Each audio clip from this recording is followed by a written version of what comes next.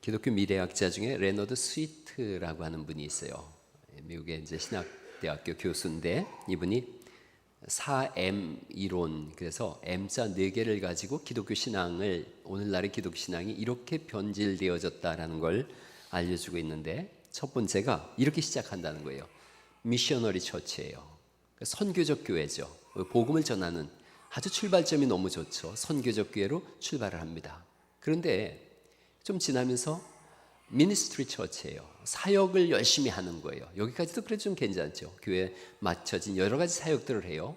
더 지나면 메인터넌스 처치라 그래서 현상 유지만을 하는 거예요. 현상 유지에 급급한 거죠. 거기를 넘었으면 뮤지엄 교회, 박물관 교회가 되는 거예요. 박제된 거예요. 생명이 없는 거예요. 죽은 교회가 되는 거죠. 개인의 신앙도 마찬가지예요. 처음에 예수님 믿고서는 막 열정이 성령으로 충만해서 복음을 증거하는데, 좀 지나다 보면 내가 맡겨진 그 일 하기에 급급하게 되어지고, 더 지나면 현상 유지만 하는 거예요. 그냥 뭐 주일날 교회 한번 갔다 오면 됐지, 이렇게 되어지고, 더 지나면 이제 죽은 신앙이 되어져요. 박물관 신앙이 되어지는 거예요. 지금 유럽의 많은 교회들이 박물관이 되어졌어요. 관광객들이 오는 수입을 가지고 교회를 유지하는 것밖에 없는 거죠. 영혼을 구원해서 제자 삼는 그 사역들은 다 잊어버린 거예요. 생명이 사라지고 박제된 교회. 그래서 박물관으로 남을 것인지 다시 선교적 교회로 나아갈 것인지, 그런 중차대한 기로에 이 시대가 서 있다는 거죠. 오늘 본문을 제가 말씀드리면서 왜 이런 말씀을 드리냐면, 사실 오늘 본문은 해석이 가장 어려운 성경 중에 하나입니다. 너무너무 해석이 어렵고 설교하기도 참으로 어려운, 그래서 이거에 대한 해석은, 설교는 너무나 많고, 또 설교자는 이거에 대해서 굉장히 갈등도 일어나고, 하나님께서 아들을 바치라고 하다니 이것 때문에 신앙생활을 하지 않는 사람들도 있습니다. 근데 이 본문은 굉장히 생명으로 가득 찬 그런 본문입니다. 한 해석은 요거에 대해서 이런 해석도 있습니다. 뭐냐면, 하나님께서 번제로 바치라고 했다. 아들을 불태워 죽이라고 하다니 이게 하나님 말이 되는가? 그래서 1900년대에는 이 해석을 이렇게 가져가기도 했습니다. 아마도 이 당시 사람들은 번제, 사람을 번제로 드리는 인신제사가 일반화되어 있었던 시대예요. 그러니까 하나님께서 아브라함에게 이삭을 인신제사 드려봐라 라고 하고, 그 결정적 순간에 인신제사 대신 양을 주심으로 인해서 더 이상의 인신제사를 멈추게 하고, 하나님 종교, 기독교는 사람을 드리는, 이 죽여서 드리는 그런 것이 아니다라는 걸 보여주기 위함, 이런 해석도 있습니다. 중요한 건 이거예요. 오늘 본문이 우리에게 뭘 말씀하는지를 한번 차근차근 보려고 그래요. 두 가지로 볼 텐데요. 하나님이 하시는 일이 있고 우리가 해야 되는 일이 있습니다. 제가 설교 제목을 신앙은 어떻게 세워지는가라는 부분인데, 신앙이 어떻게 세워지는가? 하나님이 하시는 일이 있고 우리가 해야 되는 일이 있습니다. 하나님이 하시는 일은 사망에서 생명으로 옮겨주시는 일을 해요. 사망에서 생명으로 옮겨주시는 일, 그 일을 오늘 본문은 여기와 저기로 표현하고 있어요. 여기와 저기. 한번 22장 5절 말씀을 한번 보시겠습니까? 22장 5절 말씀을 같이 한번 읽어보실까요? 같이 읽어보죠. 시작. 이에 아브라함이 종들에게 이르되 너희는 나귀와 함께 여기서 기다리라. 내가 아이와 함께 저기 가서 예배하고 우리가 너희에게로 돌아오리라 하고, 이렇게 말씀하세요. 여기서 기다리라. 우리는 저기로 가겠다. 여기는 세상이라면 저기는 하나님이 계신 곳이라는 거예요. 여기는 죽음이 태동하는 곳이라면 저기는 생명이 지배하는 곳이라는 거죠. 에스겔서 48장은 장차 임할 하나님 나라를 보여주고 있는데, 그 마지막 48장 35절 말씀이 이런 말씀이에요. 하나님 나라가 왔을 때 그 합계가 18,000척이라, 그러니까 이렇게 하나님 나라의 평수를 말하면서 그 성읍의 이름을 여호와 삼마라 하리라, 이렇게 말씀하세요. 여호와 삼마, 많이 들어보셨을 거예요. 여호와 삼마, 하나님이 거기 계신다, 이런 뜻이에요. 거기에 계시는 하나님. 22장 5절을 너희는 여기에, 영어를 제가 오늘 몇 개를 쓸 텐데요. Stay here, 여기 있으라, 여기 있으라. 그리고 나는 나와 I and the boy, 나와 그 아이는 go over there, 거기에 갈 거다, 저기에 갈 거다. 예수님께서 십자가를 지시기 전에 겟세마네에 이르러서 기도하세요. 마태복음 26장에 있는 말씀인데 똑같이 이렇게 말씀하세요. 내가 저기 가서 기도할 동안에 너희는 여기 앉아 있으라. Sit here. 여기 앉아 있어라. 나는 I go over there. 저쪽에 가겠다. 저기 가겠다. 여기와 저기를 말씀하세요. 부활하신 예수님께서 제자들을 만나셔서 이렇게 말씀하세요. 마가복음 16장 6절에 있는 말씀인데 이렇게 말씀하세요. 너희가 십자가에 못 박힌 나사렛 예수를 찾는구나. 그가 살아나셨고 그 다음 같이 읽어볼래요? 시작. 여기 계시지 아니하니라. He is not here. 여기 계시지 않는다. 그리고 7절에 보면 가서 그의 제자들과 베드로에게 이르시기를 예수께서 너희보다 먼저 갈릴리로 가시나니 전에 너희에게 말씀하신 대로 너희가 그 다음 뭐라고 돼 있어요? 거기서 배우리라. 이게 신학적인 장치예요. 여기와 거기를 비교해서 신학적인 장치를 말씀하고 있어요. 여기는 죽음이 태동하는 곳, 절망이 가득한 곳, 저기는 생명이 있는 곳, 그래서 소망이 있는 곳. 하나님이 계신 곳이에요. 저기는 구별된 곳이에요. 영광의 자리예요. 신앙은 거기로 가는 거예요. 근데 문제가 있어요. 죄로 가득한 우리 인생은 가고 싶지만 인간의 능력으로 거기 갈 수 있는 게 없어요. 그래서 하나님이 초대해 주시고 하나님이 길을 열어주실 때만 거기로 갈 수가 있어요. 이제 오늘 본문을 다시 보시면 아브라함에게 이삭을 번제로 드리라 그래요. 아니 하나님께서 사랑의 하나님이신데 어떻게 아들을 번제라고 하는 이 내용을 제가 차마 지금은 말씀 안 드릴 거예요. 너무 끔찍한 장면이거든요. 아들을 잡아서 불을 태우라고 어떻게 명령하실 수가 있는가?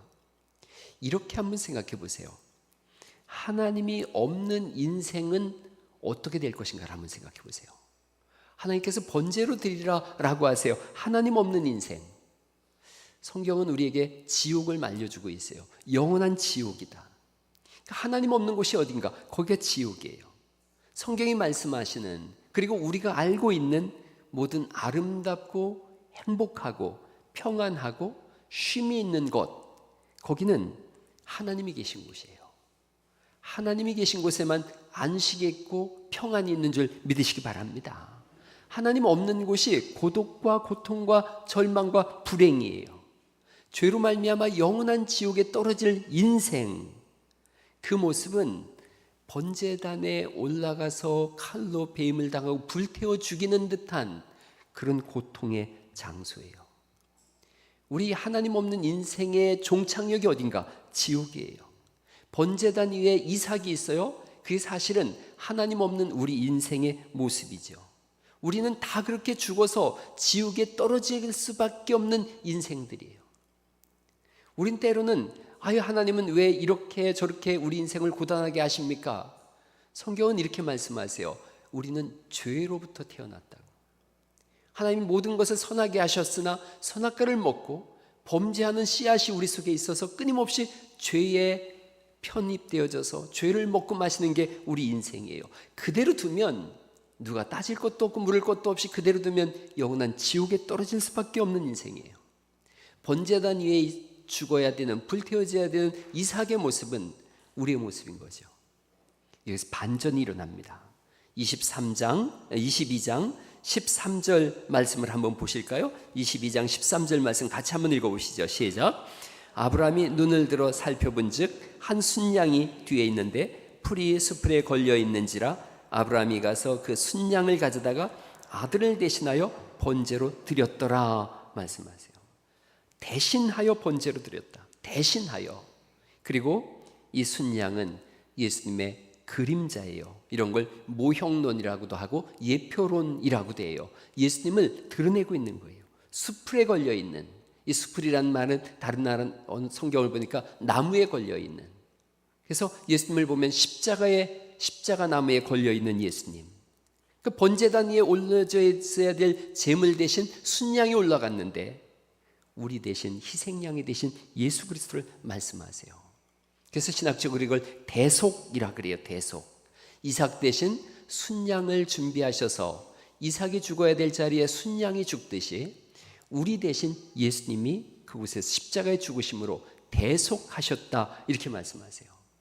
그 장소가 모리아산이에요. 모리아산은 신약으로 오면 예수님께서 십자가에 달리신 산이 모리아산이에요. 저렇게 지금 아브라함과 이삭이 모리아산을 올라가고 있어요. 여기는 사실은 아라우나의 타작마당이 있는 곳이에요. 아라우나의 타작마당을 다윗이 샀는데, 타작이라고 하는 것은 마지막에 곡식을 터는 거예요. 심판적 의미를 가지고 있어요. 또 솔로몬의 성전이 여기 세워졌어요. 성전의 기능이 뭐냐 하면 하나님 앞에 죄 때문에 제사를 드리는 거예요. 우리의 죄를 용서해 주세요라고 죄가 용서받는 곳이 성전이었어요. 이 모리아산에서 예수님이 십자가를 지시고 우리의 죄를 대신하세요. 그리고 하나님께서는 이 이삭 대신 양을 준비하시고 그 이름을, 그래서 여기를 여호와 이레 이렇게 말씀하세요. 준비하시는 하나님, 하나님께서 준비하신다, 이런 의미를 가지고 있어요. 정확한 의미는 모리아라는 것도 하나님이 지켜보신다 이런 뜻을 가지고 있고, 이 여호와 이레라는 말도 원래적인 의미는 하나님께서 보여주신다 이런 뜻을 가지고 있어요. 하나님께서 어린 양을, 순양을 보여주시는 거예요. 그리고 순양이 준비되어졌기 때문에 우리가 오늘 흔하게 쓰는 여호와 이레, 여호와의 산에서 준비되리라. 모리아, 하나님께서 보이신다. 여호와 이레, 하나님께서 준비하신다. 두 개를 합쳐 보이면 하나님이 보이신 산에서 하나님께서 제물을 준비해 주신다. 그분이 신약으로 와서 보니까 예수 그리스도예요. 그래서 요한복음 1장 29절에 있는 말씀을 아예 이렇게 구약의 이 내용을 한마디로 이렇게 썼어요. 요한복음 1장 29절 말씀 같이 한번 읽어볼까요? 시작. 보라, 세상 죄를 지고 가는 하나님의 어린 양이로다. 하나님의 어린 양이시로다. 이삭 대신 죽으신 예수 그리스도, 우리 대신 죽으신 예수 그리스도. 그래서 여기에서 저기로 가는 길이 되어 주셨어요. 요한복음 14장 6절에 있는 말씀인데 또 읽어보죠. 시작. 예수께서 이르시되 내가 곧 길이요 진리요 생명이니 나로 말미암지 않고는 아버지께로 올 자가 없느니라. 나로 말미암지 않고는 나를 통하지 않고는. 그래서 하나님이 하신 일이 두 가지가 있어요. 여기에서 저기로 가는 길을 열어주셨고, 우리 힘으로 갈 수 없기에 여호와 이레, 하나님께서 준비해 주셔서 여기서 저기로 가는 길이 열린 줄 믿습니다. 그 길은 예수 그리스도예요. 이제 우리가 해야 될 일이 있어요. 신앙생활은 그냥 내가 예수님 믿습니다라도 끝나지 않는다라고 말씀드렸어요. 첫 번째 하는 일은 그래도 예수님을 믿는 거예요. 주 예수 그리스도를 믿는 거예요. 하나님께서 준비하신 우리의 대속자가 예수님이시다라는 것을 강력하게 믿는 거예요. 이 신앙은 하루아침에 생겨나지는 않습니다. 22장 1절을 한번 보시면 이렇게 되어 있어요. 그 일 후에 이렇게 말씀하시거든요.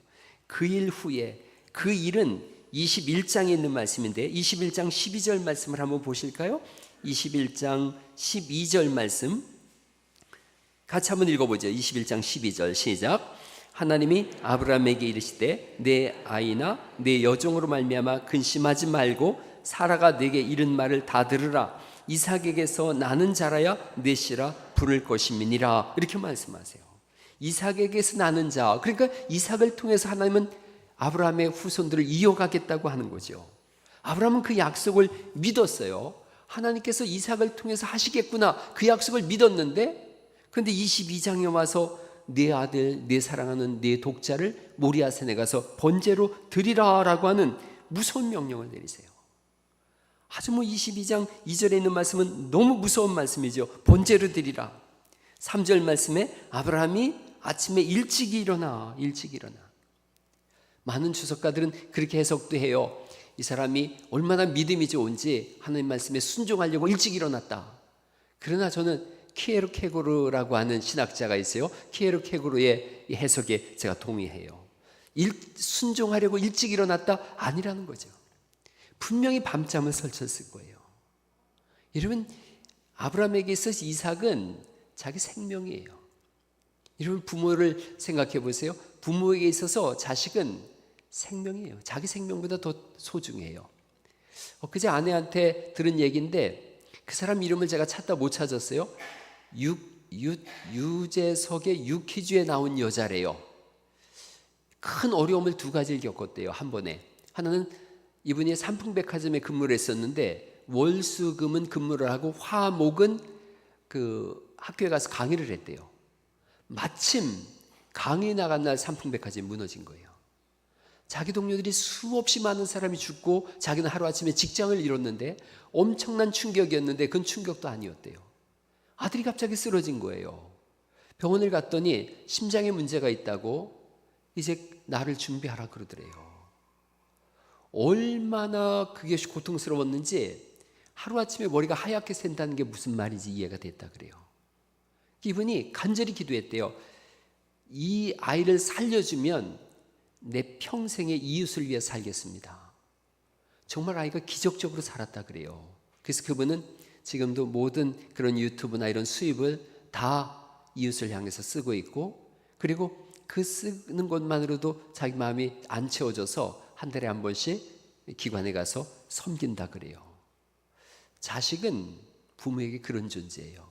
머리가 하루아침에 하얗게 셀 정도로 자기 생명보다 소중한 존재예요. 더군다나 100살에 얻은 독자예요.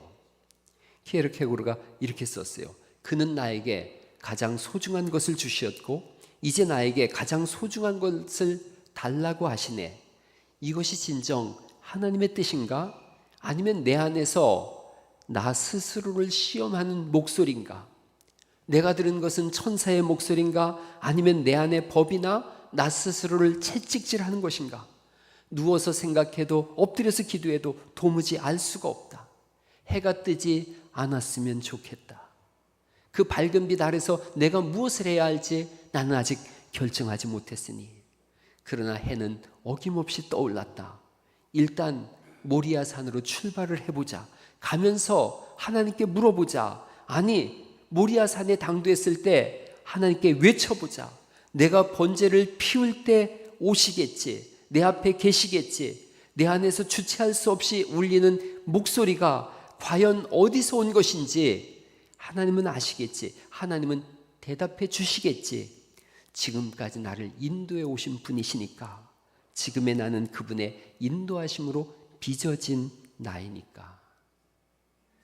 끊임없는 고민과 갈등 속에 모리아산을 가는 거예요. 고집스럽게 그럼에도 불구하고 순종하는 거예요. 이것을 키에르케고르는 믿음의 도약이라고 했어요. 믿음의 도약. 이 아침에 여러분 믿음의 새로운 도전과 도약이 일어나는 은혜가 있기를 간절히 축원합니다. 아브라함은 하나님을 믿습니다. 혹시나 우리의 신앙이 오래되어져서 박물관 신앙이 됐다면, 아니면 메인터넌스 현재만 간신히 유지하고 있다면, 아니면 미니스트리 그냥 사역에만 열중하고 있었다면, 다시 한번 미셔널 신앙으로, 선지적 신앙으로 주님 앞에서 그 이름을 붙잡고 도전해 나가는 신앙으로 나아가는 믿음의 도약이 있기를 예수의 이름으로 축원합니다. 아브라함은 강력하게 하나님을 믿습니다. 그 믿음 중에 고백이 22장 5절에 있는 고백인데 5절 말씀을 또 한번 읽어볼까요? 22장 5절 말씀 읽어보죠. 시작. 이에 아브라함이 종들에게 이르되 너희는 나귀와 함께 여기서 기다리라. 내가 아이와 함께 저기 가서 예배하고 우리가 너희에게로 돌아오리라 하고. 여기 본문에서 아주 중요한 부분이 개역 한글에는 그게 빠졌었는데 개역 개정, 이번에 개역 개정되면서 원어적인 의미를 그대로 살린 것이 있어요. 내가 아이와 함께 저기 가서 예배하고 그 다음 뭐라고 돼 있어요? 우리가 너희에게로 돌아오리라. 여기서 우리가는 이삭과 자기를 말해요. 지금 번제로 죽이리라고 하셔서 번제를 아이의 등에 메고 올라가는 찰나에 자기 두 사환한테 이렇게 얘기하는 거예요. 우리가 저기 가서 하나님께 경배하고 우리가 돌아올 거다. 우리가 돌아올 거다. 아브라함은 정확하게 강력한 믿음을 가지고 있어요. 하나님께서 이삭을 죽인다고 하시더라도 하나님이 다시 살리실 것이다. 이걸 믿고 있어요. 그래서 히브리서 11장 17절에서 하나님은 아브라함의 믿음을 이렇게 말씀하세요. 아브라함은 시험을 받을 때에 믿음으로 이삭을 드렸으니 그는 약속들을 받은 자로 돼 그 외아들을 드렸느니라. 그리고 19절 말씀을 같이 한번 읽어보죠. 19절 시작. 그가 하나님이 능히 이삭을 죽은 자 가운데서 다시 살리실 줄로 생각한지라. 아브라함에게 있어서 이삭은 자기 생명인데 이걸 걸었어요. 한번 따라해 보세요. 신앙은 생명을 거는 겁니다. 신앙은 생명을 거는 거예요. 생명을 걸 때 생명이 나오는 거예요. 마가복음 8장 35절에 예수님께서 우리에게 알려주셨어요. 누구든지 자기 목숨을 구원하고자 하면 잃을 것이요, 누구든지 나와 복음을 위하여 자기 목숨을 잃으면 구원하리라. 생명을 거는 거예요. 오늘날 교회는 점점 많아지고 신앙이 성장한다고 하는데 왜 역사는 바뀌지 않는가? 사람들이 생명을 걸려고 하지 않아요. 박물관 신앙이거나 박지된 신앙으로 그냥 현상만 유지하는 신앙으로 머물려고 하기 때문에, 저기를 가려면 이삭처럼 생명을 걸어야 되는데, 아브라함처럼 생명을 내놔야 되는데 생명을 거는 사람이 없어요. 아브라함처럼 그 길을 걸어가는 사람이 없어요. 아브라함 그 길을 걸어갔어요. 나중에 성경을 보면 이삭 혼자 내려와요. 아니, 아브라함 혼자 내려와요. 이삭은 내려왔다, 함께 내려왔다라는 그런 구절이 없어요. 그리고 시제를 봐도, 이 단수 복수를 봐도 아브라함 혼자 내려와요. 이삭은 거기서 하나님이 계신 그 영광 속에서, 그 신비름 속에 있는 거예요. 지금 아브라함의 믿음이 그런 믿음이에요. 그 신비로움 속에 하나님 나라를 봐요. 한번 22장 11절 말씀을 보면 기가 막혀요. 이 신앙의 믿음의 결론이 어떻게 났냐면, 여호와의 사자가 하늘에서부터 그를 불러 이르시되, 뭐라고 불러요? 아브라함아, 아브라함아, 이렇게 불러요. 아브라함아, 아브라함아. 여러분, 아브라함에 대한 말씀을 창세기 12장에서 제가 말씀드렸는데, 아브라함의 뜻은 열국의 아비, 열국의 아버지. 근데 하나님이 지금 아브라함아, 아브라함아 부르시지만 우리말로 풀어서 쓰면 뭐라고 부르는 거예요? 열국의 아비야, 열국의 아비야. 지금 이삭 한 사람을 낳는데 하나님은 그 이삭의 아버지 아브라함을 보면서 모든 열국의 아버지야. 오늘날 신약으로 말하면 믿음의 조상아, 이걸 부르는 거예요. 한번 결단했더니 그의 인생이 하나님이 인정해 주는 인생이 되어져요. 열국의 아비야. 그 비밀 속에 들어가요. 생명을 걸더라고요. 우리가 갈라디아서 2장 20절 말씀을 많이들 암송하고 있는데, 이 말씀은 이런 뜻입니다. 같이 한번 읽어보실까요? 시작. 내가 그리스도와 함께 십자가에 못 박혔나니 그런즉 이제는 내가 사는 것이 아니요 오직 내 안에 그리스도께서 사시는 것이라. 이제 내가 육체 가운데 사는 것은 나를 사랑하사 나를 위하여 자기 자신을 버리신 하나님의 아들을 믿는 믿음 안에서 사는 것이다. 십자가에서 내가 죽었다, 내 생명을 내놨다, 이런 뜻이에요.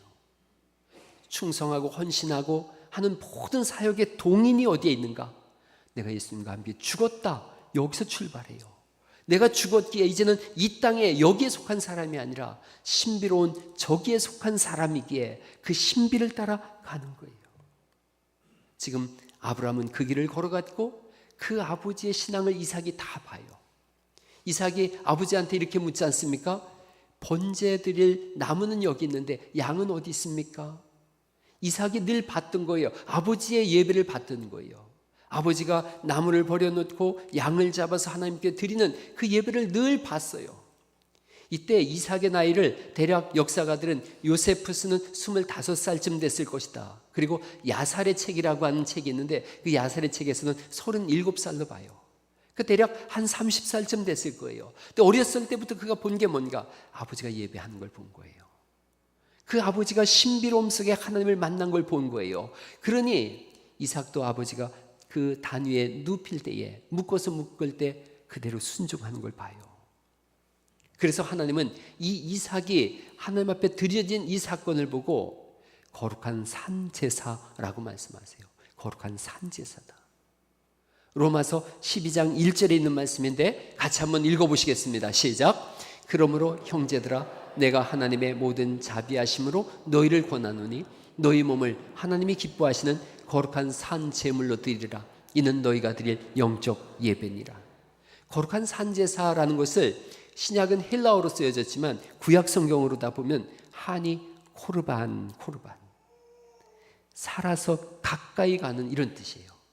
살아서 하나님께 가장 가까이 가는 거룩한 산제사.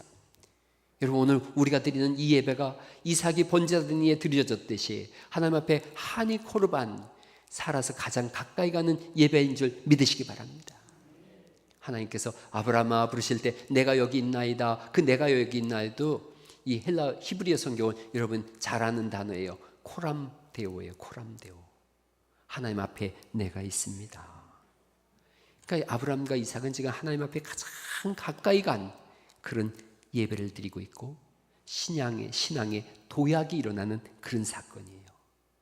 4세기 때 니사의 그레고리라는 사람이 모세에 대한 얘기를 이렇게 했어요. 모세가 하나님과 가장 가까이 갔던 그것을 보면서 이렇게 표현을 했어요. 위대한 모세는 점점 더 위대해져 가는 중에서도 자기의 진전을 멈춘 적이 없고 위로 향해 가는 자신의 길에 한계를 그은 적도 없다. 그는 윗단계로 계속해서 올라갔고 더 높이 올라가는 것을 결코 포기하지 않았다. 왜냐하면 그는 항상 자기가 도달한 단계보다 더 높은 단계를 발견했기 때문이다. 그에게서는 영광의 빛이 났다. 그리고 그토록 고귀한 체험으로 높이 올라갔음에도 불구하고 그는 여전히 더 많은 것을 갈망하며 만족하지 않았다. 여러분, 신앙생활에 더 높은, 더 신비로운 하나님의 은혜를 갈망하는 은혜가 있기를 간절히 축원합니다. 세월 가면서 더 깊은 신앙의 세계, 더 깊은 하나님과의 만남. 어제 제가 성암교회 가서 임직 예배 때 축사를 했어요. 축사를 했는데 그 시골에서 포도주 그날 이 임직식 때 성찬식을 같이 하더라고요. 성찬식을 하는데 떡하고 포도주를 줬는데 그 포도주가 얼마나 강했는지 제가 너무 힘들었어요. 저는 뭐 술을 전혀 안 하는 사람인데 술 안 마신 지가 거의 40년 가까이 30년이 넘었는데 이걸 마시고 제가 이렇게 됐어요. 그러면서 제가 나와서 그렇게 얘기했어요. 포도주가 너무 강해서 새바닥에 돌아갈지 모르겠습니다. 그랬어요. 다들 얼굴들이 빨개졌어요. 그래서 제가 축사를 하고 나왔는데 여기 은퇴하신 윤여선 목사님 계세요. 원로 목사님이세요. 이분이 차 한잔하면서 그런 얘기를 하시더라고요. 나이가 신앙인을 만듭디다, 이런 얘기를 해요. 뭔 말씀이세요? 그랬더니 하나님 나라에 갈수록 가까이 가는 날이 가까워질수록 정말 찬송가 그대로 세상과 나는 간 곳 없고 구속한 주만 점점 보이더이다, 그래요. 그러면서 이분이 얘기하던데요, 나이 들미 축복이더이다 그러더라고요. 이제 2달 남았는데 여러분, 나이 들미 축복되길 바랍니다.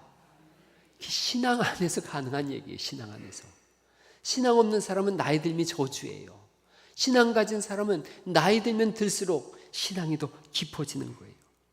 찬송가 461장을 우리가 맨날 부르는데 십자가를 질 수 있나? 주가 물어보실 때 죽기까지 따르오리. 성도 대답하였다. 우리의 심령 주의 것이니 주님의 형상 만드소서. 주인도 따라갈 동안 사랑과 충성 늘 바치리로다.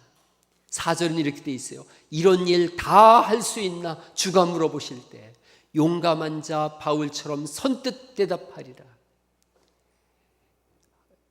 불러야 되는데, 우리의 심령 주의 것이니 주님의 형상 만드소서.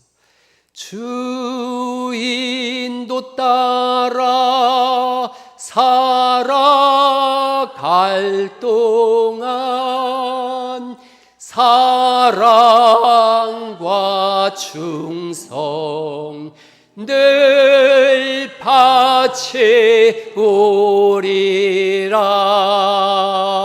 할렐루야. 이게 우리의 신앙이에요. 주님 물어보시는 거예요. 이런 일 다 할 수 있냐? 아멘 하겠습니다. 생명 걸었는데 그거 못할 일이 뭐 있겠습니까? 박제된 신앙에서, 현상 유지의 신앙에서, 사역만 간신히 하는 신앙에서 이제는 생명을 구원하는 곳으로 나아가겠습니다라는 것이 우리가 하나님 앞에 살아있는 예배를 드리는 그 예배요, 그 결단인 줄 믿으시기 바랍니다. 오늘 그 신앙의 도약이 일어날 수 있기를 간절히 축원합니다. 구약에 있어서 가장 중요한 산은 시내산이지요. 당연히 시내산.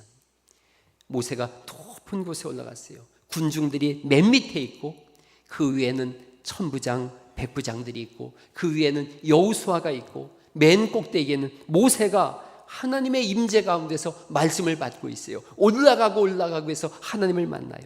신약의 제일 중요한 산은 지금 감람산이에요. 변화산에서 예수님이 저렇게 제자들과 말씀하고 있고, 그런데 맨 밑에는 군중들이 있고, 그 위에 12 제자가 있고, 변화산에서는 야고보와 요한과 야고보와 요한과 베드로가 있고, 그리고 지금 주님은 저 모세와 더불어 다니엘과 더불어 대화를 나누고 계세요. 점점 올라가는 거예요. 성막도요, 뜰이 있고 성수가 있고 가장 중요한 지성수가 있어요. 하나님의 영광으로 가득한 곳이 있어요. 우리의 신앙이 어디 있는가 물어보는 거예요. 어디 있는가? 혹시 맨 밑에 군중들 속에 있는 건 아닌가? 중간에서 그냥 천부장 백부장들 사이에 있는 건 아닌가? 아니면 더 위로 올라가서 여호수아처럼 갈렙처럼, 아니 더 꼭대기에서 모세처럼 쉐키나라 그래요. 하나님의 영광 가운데 있는 건 아닌가? 올라가는 신앙, 점점 올라가는 신앙. 성전 뜻만 받는 사람이 있는가 하면 성소만 왔다 갔다 하는 사람이 있는데, 지성소에서 하나님의 영광을 보는 사람도 있으니 여기에서 저기로 가는 생명을 걸물이내서 지성소에서 그 꼭대기에서 하나님의 영광을 보는 은혜가 있기를 예수님의 이름으로 축원합니다. 생명을 걸고 주와 가는 사람들. 오늘날 우리는 여호와 이레라는 말을 너무나 많이 들었어요. 예수님 믿습니다 라고 하면 구원은 자동적으로 이루어지는 거지, 내 편에서 할 일이 없으니 날마다 믿습니다 믿습니다 그러고 그냥 천국 가는 거지. 그리고 변화도 성장도 없어요. 성경은 우리에게 말씀하세요. 하나님의 생명을 거셨다. 그럼 너도 나에게 생명을 줄 수 없느냐? 주를 위하여 헌신하고 충성하고 주를 위해 사는 삶, 그것이 믿음이에요. 우리가 해야 되는 일은 예수님을 믿는 거예요. 하나 더 말씀드리면, 하나님 여호와 이레 준비하셨거든요. 그 여호와 이레가 이삭을 대신 양이었고 예수님이었다면, 오늘날 또 다른 불신자들, 예수님 믿지 않는 사람들에게 있어서 여호와 이레는 우리들이에요. 하나님이 준비한 사람이 누구냐? 남도 아닌 바로 우리 한 사람 한 사람이에요. 준비하시는 하나님, 이삭을 위해서 순양을 준비하시고 우리 영혼을 위해서 예수님을 준비하셨다면, 또 다른 사람을 구원하기 위해서 여호와 이레로 준비된 사람들이 우리들인 줄 믿습니다. 예수님 그래서 가라라고 말씀하세요. 가서 네가 믿은 예수님을 전해라. 가야 전할 수 있고, 전해야 믿을 수 있고, 믿어야 구원받을 수 있다면 가라라고 말씀하세요. 서두에 제가 레너드 스윗 박사의 이야기를 드렸어요. 레너드 스윗 박사가 이렇게 얘기를 했다 그랬어요. 선교에서 사역으로, 사역에서 유지로, 유지에서 박물관으로, 이걸 거꾸로 가야 된다.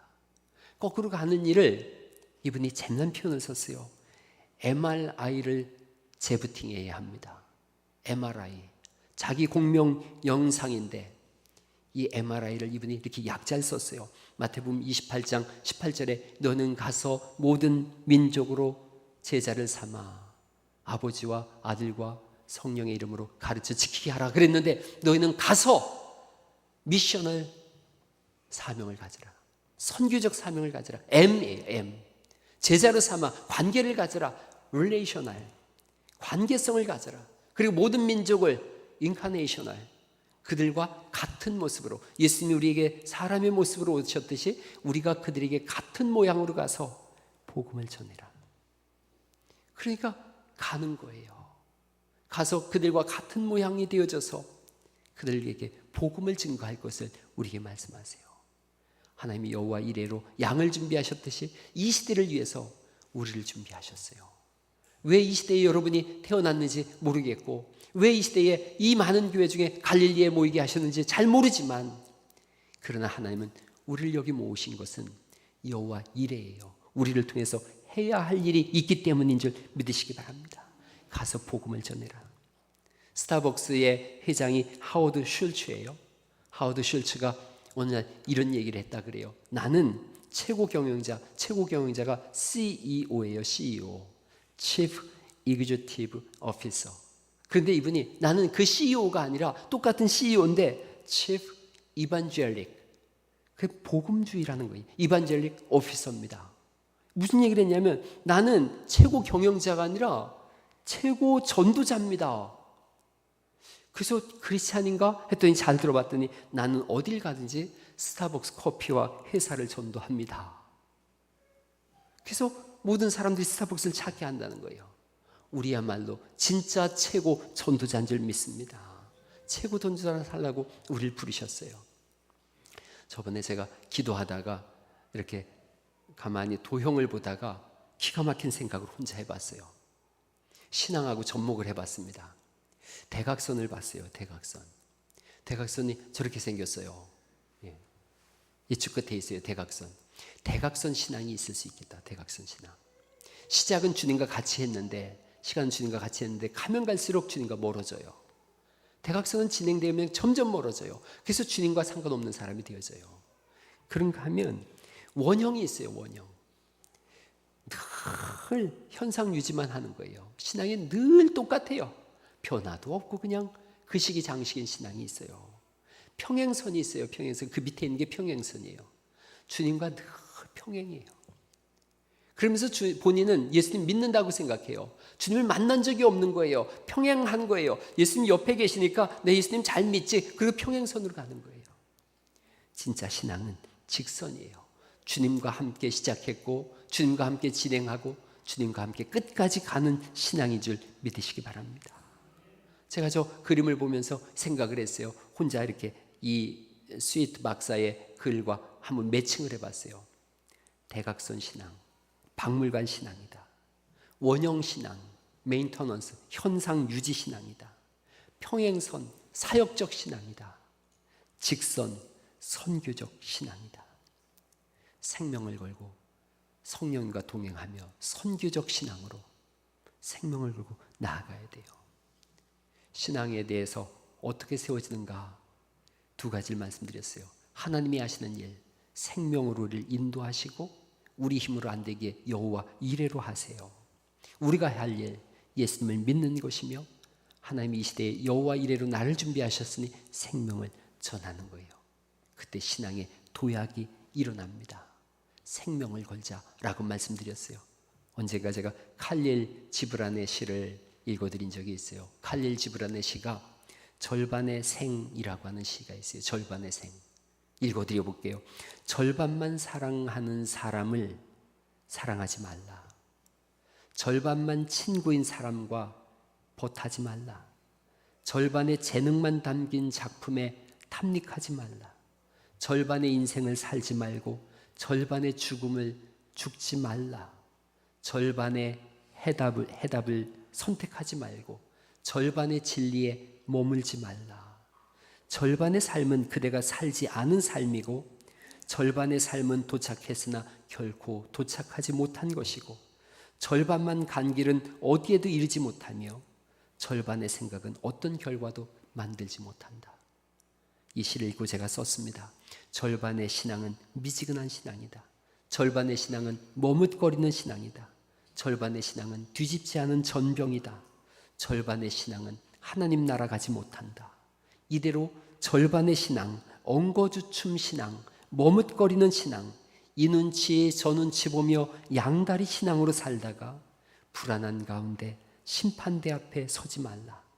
진심으로 하나님을 따르자. 신비로운 하나님 나라를 체험하자. 여기서 저기로 나아가자. 나는 하나님이 예비하신 전도자다.